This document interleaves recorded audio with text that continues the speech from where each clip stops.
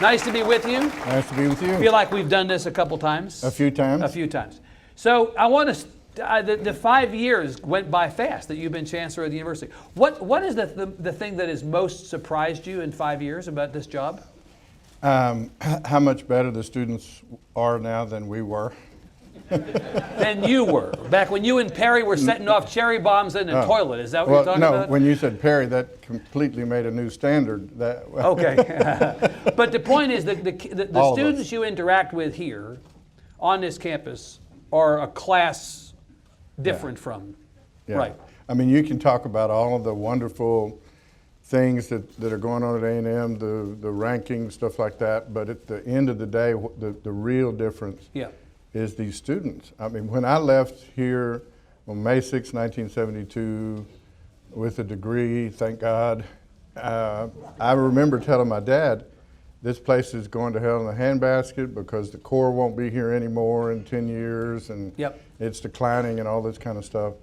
But it is just absolutely amazing. If you want to see the difference between, and I don't know if these kids are special because something that happens here in the classroom or administrators or because they were that way when we got them. But if you want to see how different this campus is than other campuses, you know, just go out here and check out a map, act like you're lost, and see how many dozen kids come up to you and say, sir, ma'am, can we help you? How can I help, right? And then go do that in Austin, and go do that in Waco, and go do that anywhere else, and see if one comes up to you. I mean, they're just different. Well, stipulated that you have pride about the quality and kindness and maturity of your students. I'm not done talking about it. There's the big event, which is invented here and now spread worldwide. 25,000 kids show up at 6 o'clock in the morning to help poor folks. Replanting Bastrop State Park.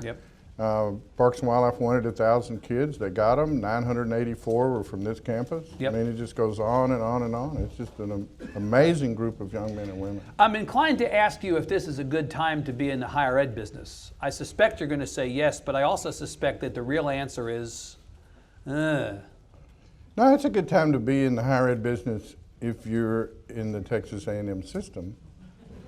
Why is it better to be in the? I mean, I know you'll pick on UT or whatever. I mean, I get that, fine. But why is it better to be at A&M as opposed to any other system? It seems to me that the university systems of the state are all confronting roughly the same, if not a similar set of challenges on the economic front, on the college readiness front, on the completion front, on the demographic inevitability front. Why are you different than the other guys? Because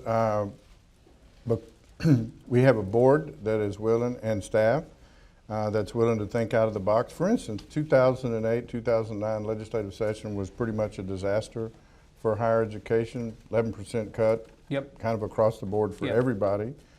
But we were able to do something because of our Board of Regents that was different than everybody else. In other words, we came in, there was a lot of wailing and gnashing of teeth, but it turned out, I think, okay.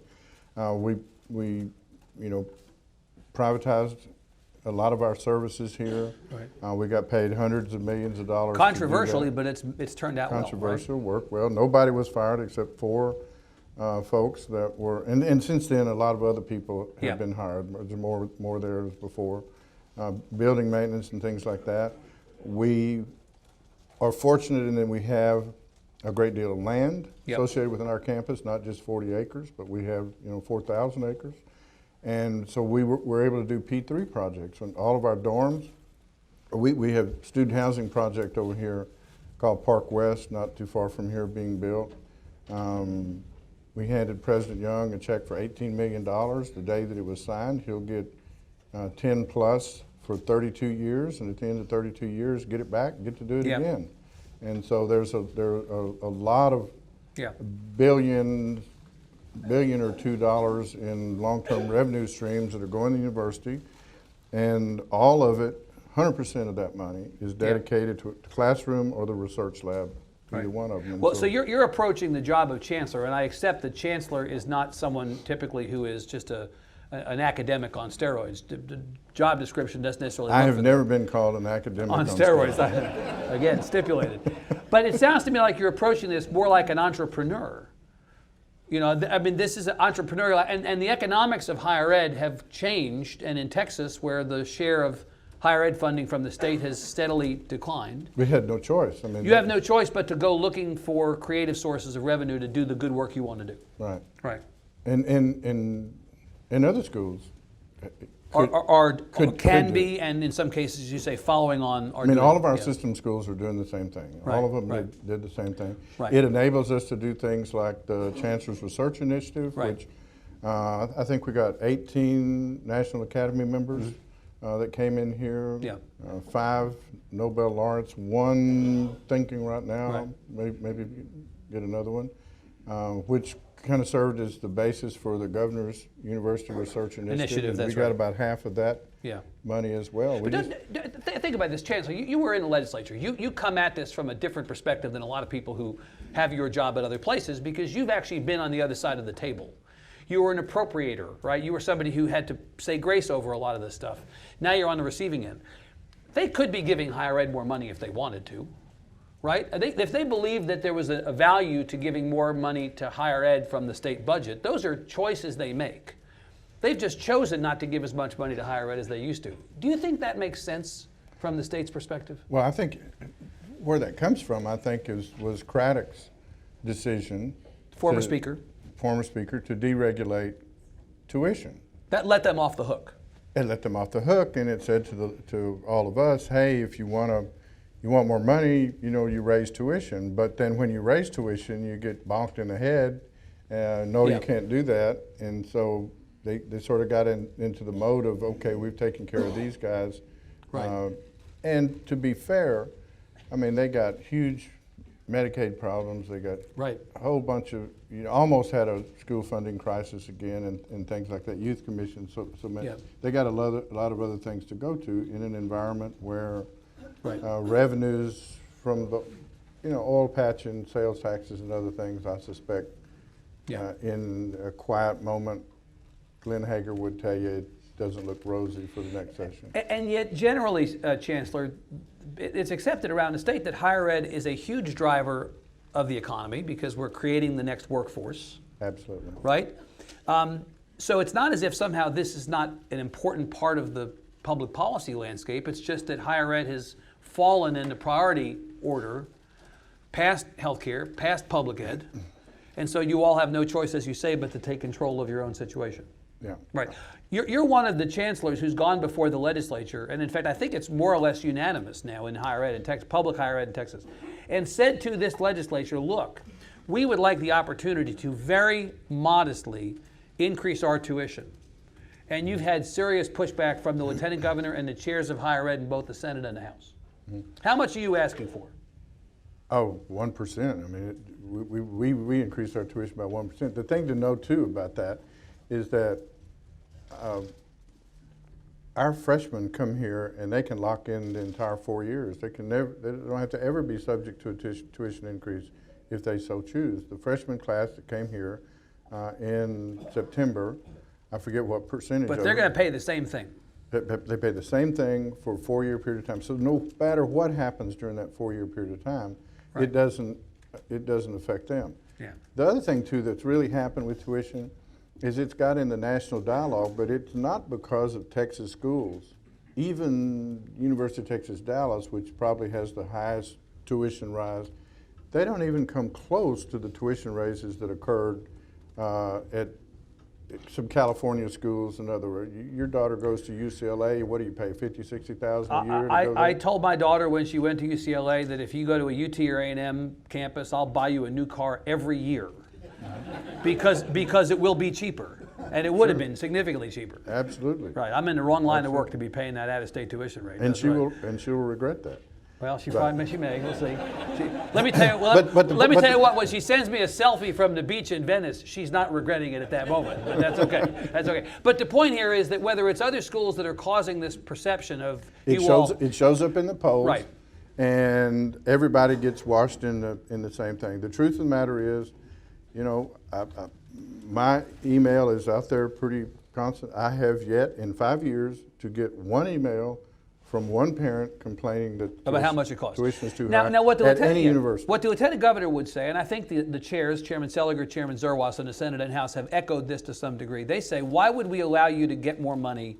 We're not satisfied, I'm paraphrasing, we're not satisfied that you're spending the money you have now in an efficient way or a way that we approve of. Do you think they have a legitimate beef with you all or with higher ed generally on that front? Not with this school. Yeah. And I've had those conversations with all three of the big three legislators. If you look at this campus right here, we have looked at all of the administrative costs, everything. Yep. When people retire, don't replace them. Regents have created a pool where all of that money goes to only two places, research and to what happens in the classroom. Yep. The administrative overhead of this university is 3.6%. I doubt there is a business represented in this room or listening to this that has an administrative overhead of less than 3.6%. So that argument is... Right, you're running this like a business effectively, a good business. I mean, there's lots of universities that are in 7, 10s and right. in the teens and stuff like that. This is 3.6%. We have outsourced all kinds of things. There are 1,024 fewer employees in the A&M system right now, not because they were fired, but because simply weren't rehired today than there were 5 years ago. We have 30 or 40 fewer employees in the system than we had before. And so you can't make that argument about Texas A&M, and you can't make that argument about the Texas A&M system. So if you don't get the 1% or whatever it is, trivial increase in tuition that you're requesting, what are you going to do? Because the population of the state is not going to stop growing because the legislature won't give you additional... We didn't request it, we did it. Well, did it. But what is it then that the Senate or the Lieutenant Governor is pushing back on exactly? Future increases, is that what it is? Well, I think some other schools raise tuition higher than that. Right. And also one of the big... So this is a case of asking for forgiveness rather than permission of the Well, legislature. I mean, because they deregulated tuition, right. It's up to the Board of Regents. Yeah. But one of the things happens too is that some of our friends are a little bit tone deaf. When the governor, lieutenant governor, and the speaker hear on Twitter that you have just raised tuition or you have just bought a couple $100 million worth of land somewhere and stuff like that without you going by and You're not talking about anybody in particular, are you? No, of course not. Just checking, okay. Just checking. But when they read about, when they're surprised when they hear that, yeah. they get kind of upset about it. Well, it's a political issue as much as it is anything else, right? It is. As you well know. Yeah. Yeah. Let me ask you about a couple. Let me ask you about a couple aspects. But they will all admit when we talk to them privately, they will all admit you ain't the problem. It's not you, but you're suffering for the sins of others in that respect. That's true. Tar you with the same brush. The 60 by 30 plan that has now been touted by the Higher Education Coordinating Board and the governor and others sets as a benchmark, the 30 part is of course 2030, and the 60 part is that 60% of Texans aged 25 to 34 or 44, 25 to blank, will have some kind of higher ed completion by 2030. Right now that percentage is 38%. Yeah. That seems like a pretty significant increase overall for higher ed. Do you think you at A&M or at the system have a higher ed completion problem that would cause you to not be able to meet such an ambitious goal? No, and we have one of the highest graduation rates. Right, you and UT Austin, I believe, have the 4-year and the 6-year. You're the highest, or among the highest, right? Yeah. Well, we're highest in everything now. Yeah. But one of the things we're doing, and that 60 by 30 thing, when Paredes first announced that, it kind of set light bulbs off on us because we were going through strategic planning with our Board of Regents at that particular time, and it occurred to us, not necessarily for this flagship university, but we've got a couple thousand-acre campus over here called the Relish campus. Yes. That really came about as a result of that conversation about 60 by 30. And what we find is that in this town there are, I guess, 14,000. Kelly probably knows better than me, 14,000 blend students that are here, 1,400 or so that are in the blend program and stuff like that. And then when those kids leave, get their 2 years from there, they find some other place to go. Maybe it's Houston, maybe it's Tech, maybe it's someplace else. And it occurred to us, look, all these youngsters want to be in the A&M system or they wouldn't have applied to begin with. And so here's what happens. So you have about 40,000 young men and women apply to Texas A&M University. We accept 10 come here, 10 go somewhere else, and you've got 20 that can't get into Texas A&M, but they can get into our regional universities. Yep. But maybe they don't want to move to Kingsville, maybe they don't want to move to Corpus, maybe they don't want to move to Canyon, and so we decided to bring Canyon, Kingsville, Corpus, Tarleton here. And so those Blinn is going to build on that campus with us. Those kids are going to come to school here at the Relish campus, and then after 2 years they'll be taught and they'll get a degree from Texas A&M Kingsville or Tarleton State University. So are they guaranteed admission? They're not guaranteed admission on the College Station campus? Absolutely, no. No, but there will be some that will get admission, but that's but that's the problem. Right. When they're not given admission to that, Yeah. they scatter to the winds. We want them to be. Right. We want them to have an Aggie brand. So I want to come back to this question of getting enough people in the door who want to get in the door, because you're always going to have a limit on the number of people you can take. But let me stay with the question I asked, which is about completions.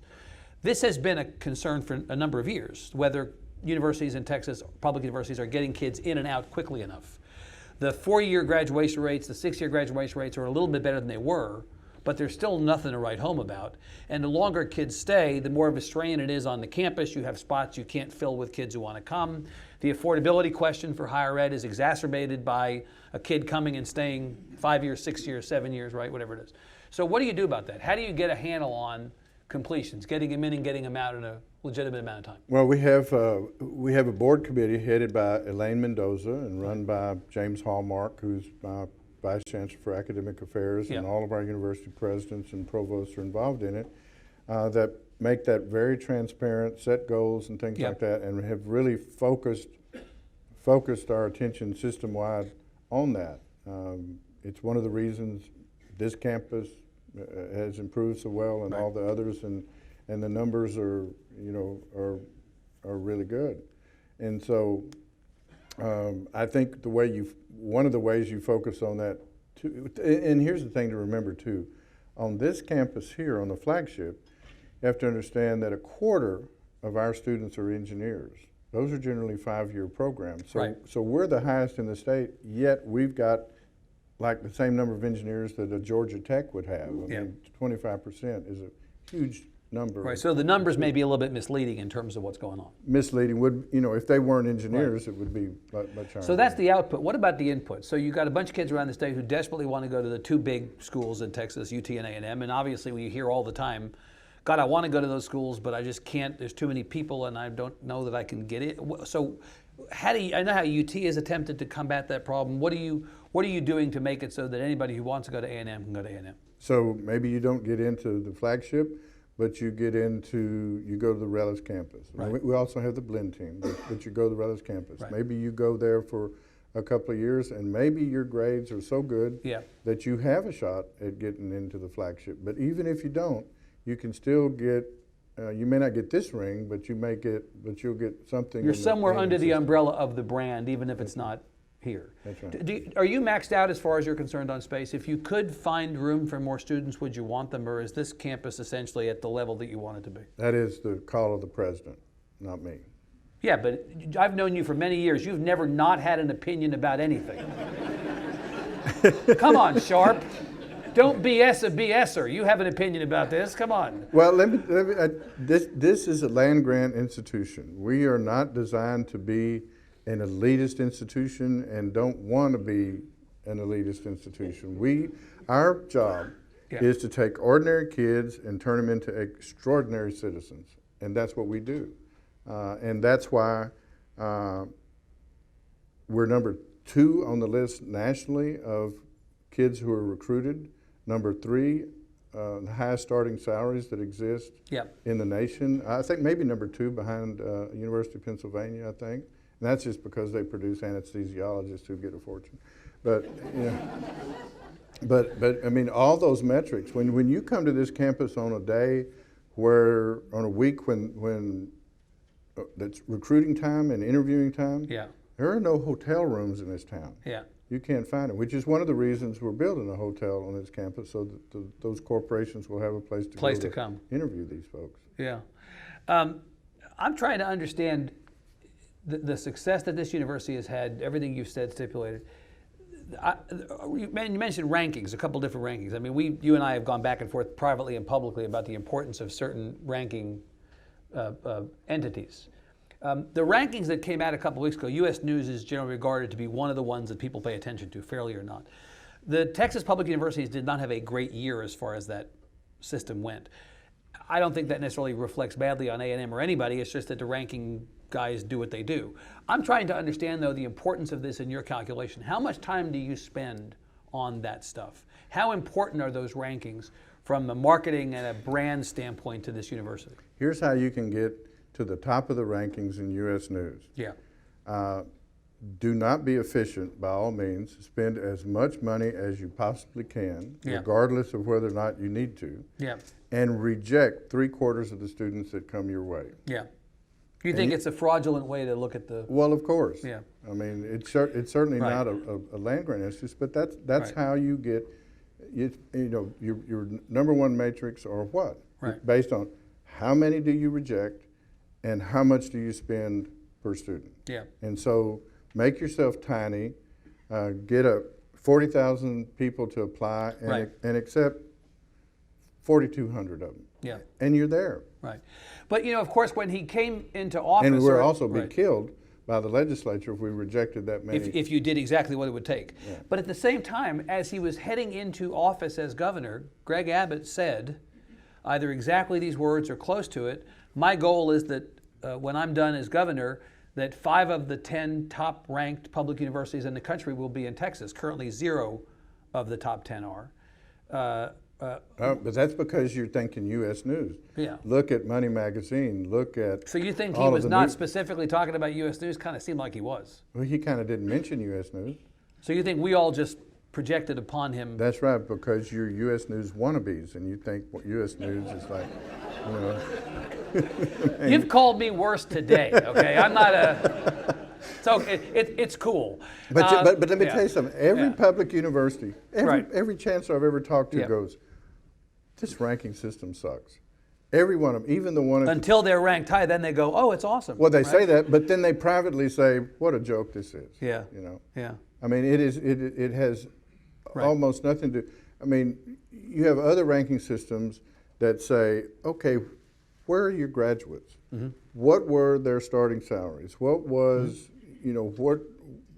That's a better way to look at it. What was the recruiting level? Right. How did you place them and stuff like that? When you do that, you put Texas A&M in the top 2, 3, 4, 5 in the nation of publics in the top 10. So I'm never going to hear from you again the next time U.S. News disses this school or U.S. News doesn't give you the ranking versus UT or anybody else you want. I won't hear from you anymore at 6 in the morning about this?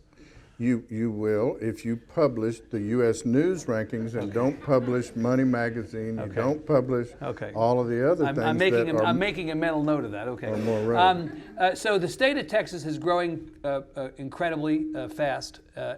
Huge change in the population. Growing quickly and changing dynamically. 27 million people today will be to 50, as we talked about earlier, 54 million by 2050. And the composition of the population is changing dramatically. By 2040, I think it is, 55% Hispanic, 32% Anglo. What does that mean for this university? What does the fast growth and dynamically changing nature of our population mean for this university and for your job? What we as a land grant are about is serving Texans and making sure that growth is served, which is why you can never go down to 25,000 or even level off. And I disagree with universities who want to become more exclusive in the U.S. News rankings by simply eliminating a whole bunch of kids from coming. Yeah. Our freshman class at this university this year was 24.9% Hispanic. Over the last 5 years, one of the fastest growth rates that exist. Yeah. And we have, and the grade point ratios keep going up. Yep. So Texas is going to be more diverse. We're going to become more diverse. One of the things that we did is we noticed a real anomaly in the Rio Grande Valley, and that is that lots of kids that have these 1,400 plus SATs are not going to the University of Texas at Austin or not going to Texas A&M, even though they would be automatic admits. And when we sent folks in, some research folks in to find out what is going on, it's, I either don't have enough money to leave my family, or my mom thinks Texas A&M is on the other side of I want to be world. close. I want to be close to my family. I got to be close to my family, and Right. it's part of the culture. It's a real strong family deal. And so what we did after studying that for a couple of years is we moved a campus. Bring A&M to them. Brought A&M to them. So Right. the McAllen Center there will teach engineering. It will teach. Right. How big a school is that going to be? Enrollment Probably 700 to to start. 1,000. To start. No, that's You're going to just keep it at that. yeah. But doesn't because the Yeah. admissions requirement for that school Right. are the same as the admissions Right, requirement. but don't for the this school. population trends in the valley lead you to believe that you might have more opportunity down there if you went larger than 700 or 1,000? But keep this in mind. Yeah. It just depends on on the schools. I mean, part of what we're doing at the request of the Commissioner Paredes is working with high schools and making sure Right. lots of kids are college ready and stuff like that. Mm-hmm. But the argument that we make to University of Texas Rio Grande Valley is that, look, we're not competition for you. There are a limited number of young men and women that can even get in this McAllen campus. Keep in mind, the admission standards for that McAllen campus are Yeah. no different than the admission standards here. It's simply our folks going there and teaching biomedical sciences or teaching engineering. And so stuff like is that. the implication that there's a difference between the admission standards at UTRGV and the University of Texas at Austin, and that's why they've been able to accommodate and attract so many people in the valley? Oh, it's a huge difference. Yeah. Yeah. But of course, the demand in the valley is the demand in the valley for higher Right. ed, for higher ed opportunities. You're going to meet that need to the degree that you can, but not go beyond, at least for now, and maybe never, the 700 to 1,000. You're going to. That's the plan. That's the plan. president's estimate. So we've got about 5 minutes before I need to go to questions. I want to ask you about sports, and I want to let you revel in the success you've had both this year and over the 5 years. But before we do that, I want to ask you about what the hell's going on at Baylor. You're running as a chancellor. You are over a big-time college sports program. What's going on in Waco is horrifying and mystifying to a lot of people out in the world, and understandably so. How have you and this program avoided what has happened up the street, and what is your perspective on it, given the job that you have and your purview over a situation that, you're in a big-time college sports program, so are they. What happened? I don't know what happened over there. We try not to, hang with folks like that. But I'm just kidding. Is that why you went into the SEC? Is that the implication? No, I'm no expert on Right. what happened over there. Because Alabama's all that in a bag of chips. Is that what I'm to take away from But that? I suspect in conversations with some of the regents and Yeah. conversations with some of the administrators there and faculty that I just happen to know on a casual basis, is that when you lose the chain of command, bad things happen. Yep. In other words, if someone, whether they're a coach or any place else, feels like they don't have to answer to the president or they don't have to answer to the chancellor because they've got a real close, tight friend on the board, they do things that sometimes the president and others don't know about and, Right. and feel a little bit more entitled, and that absolutely does not happen here. So the administrative culture here is much more. Administrative culture here is, I don't mess with Young's academics. That's his call and his things here. My job is to help get him the resources Right. to do what he needs to do. But at the end of the day, I can have a disagreement, but he wins if it has to do with this campus. But there And is all still 11 nonetheless a chain of command. That's right. And anybody here, any of his folks or my folks or whoever that have a conversation with a legislator or a board member, they have to tell us right away. Not Yeah. because we care, but because we need to know. People need to be in a loop. That's right. That's right. So And our board is very good with that, and that keeps everybody knows at Texas A&M they answer to Mike Young. Right. And one difference may be that you've gone fully compliant and fully embraced the requirements under Title IX that seem to have been not entirely on the timetable embraced there. So what? So- What happened? What? What? Nah. Well, I mean, you don't have a Title IX problem here the way that Baylor seems to have had a Title IX problem up the street. I don't even think they had. Well, I'm not going to get into that. Right, but you're good. But you're good is the point. So let me let you crow a little bit about your success. What's gone on here that has been that has made the athletics at this system and this university so? I mean, we just got a. What happened? We have a kick-ass women's soccer team. That's just. Is that what it is? Okay, fine. Now let's take questions from the audience. No, what? No, I don't know.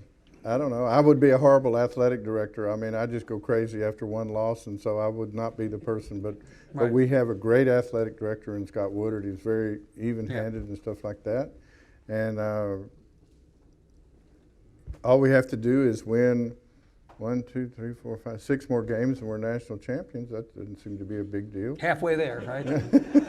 What has it meant for the university, and what has it meant from the university's recruiting and fundraising perspective to have a team this successful? I think we've seen all over the state that when a team at a big university is doing well, that good fortune extends out, and when a team is not doing well, it all kind of tends to turn in on itself. I mean, when my daughter went to Villanova, she went the year after they won the national basketball championship some time back, not this recent one, and the freshman applications were up 30-40% that particular year. Same thing occurred here when Johnny Manziel's here. The same thing occurs in all these programs. It has a bunch to do, when Manziel won the Heisman in that year, we set a whole new record statewide, not just for Texas A&M, in terms of the money raised for this university. Yeah. And in many cases, when someone would give money for Kyle Field, they'd give $10 million to Kyle Field and give $10 million to the College of Engineering, or $5 million to Kyle Field, $5 million to Geosciences. And so, I mean, it was pretty balanced. Plus, we take money from, football and things like that, and move it back into the university and stuff. Right. And so it has a huge effect.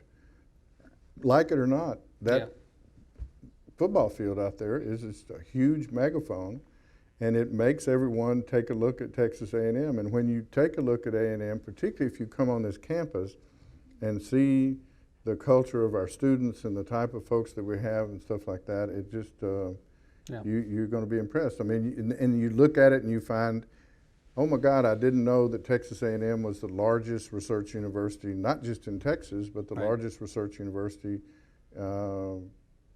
outside of the two coasts. I mean, everything inside America. I mean, it's just unbelievable people here. Before we open it up, I said in the introduction that you had been in politics for a long time, and that there are a lot of people in politics, and I suspect you're probably one of them, who would just as soon not be in politics at the moment in the environment in which we're in. Do you have what happened here? How did we get to this point?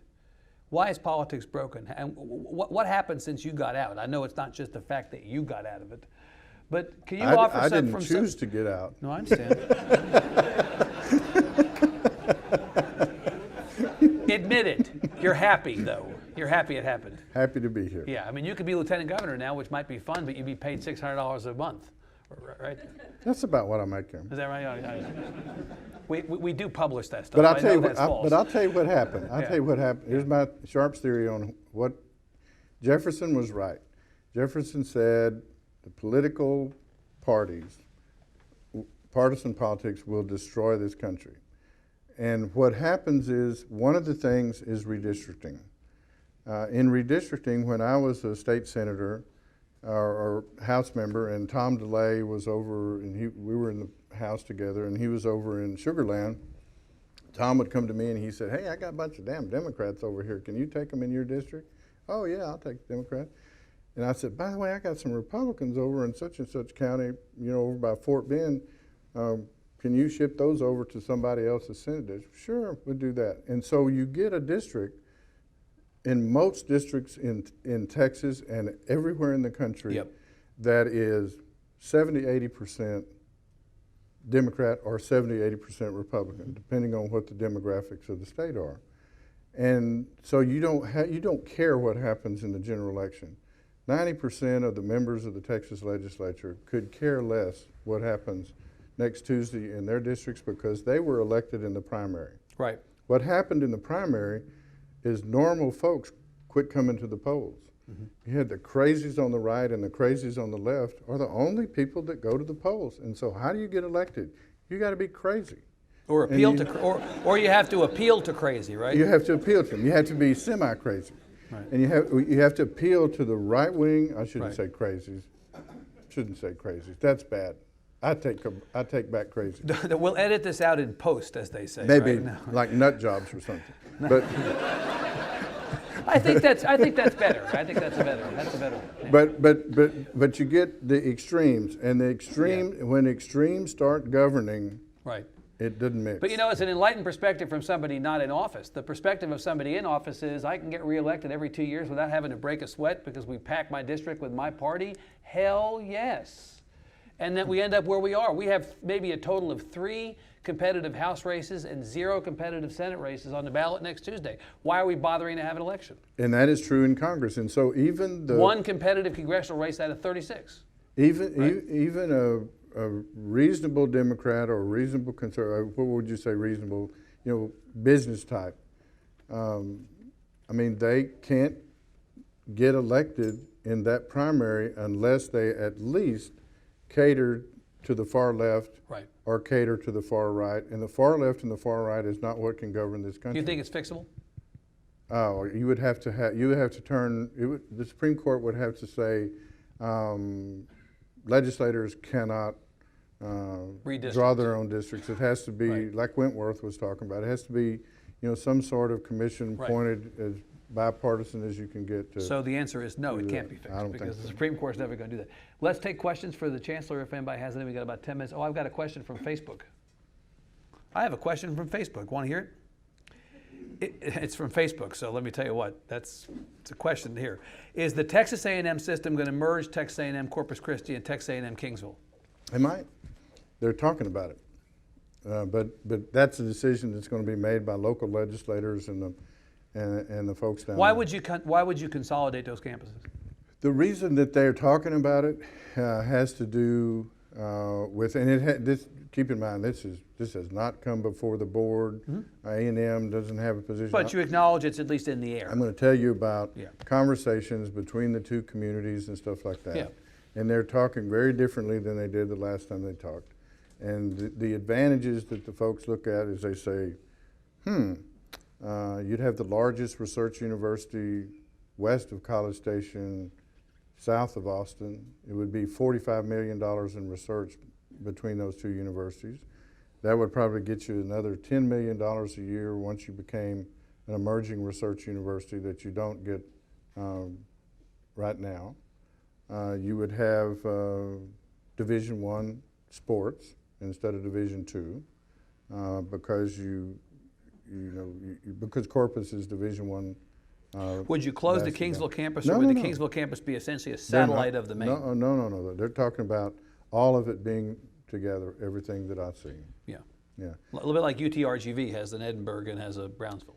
Yeah, and I guess that question came up because Senator Hinojosa broached the issue last night, I think, on KRS TV, and he's one of the ones talking about, all those legislators are talking about, and Corpus leaders and Kingsville leaders are doing it. It's going to come, though, from the local communities upstream to A&M. Yeah, upstream to us, and then to the legislature. But when you first look at it, you go, as I did, when you first look at it, you go, that's too controversial, we're not going to do it.